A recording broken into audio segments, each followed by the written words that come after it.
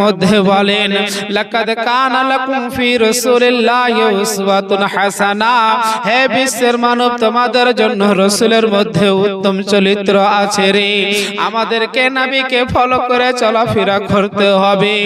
এ বিরাদার, আমার বিশ্ব নবী রহমাতুল লিল আলামিন নিজের কলেজার টুকরা হযরতে ফাতেমা তো জোহরা রাদিয়াল্লাহু তাআলা আনহা কে আমার নবী আপনার কতটা ভালোবাসতেন, আমার নবী মুস্তাফা কত জান প্রাণ দিয়ে আপনার মোহাব্বত করতেন।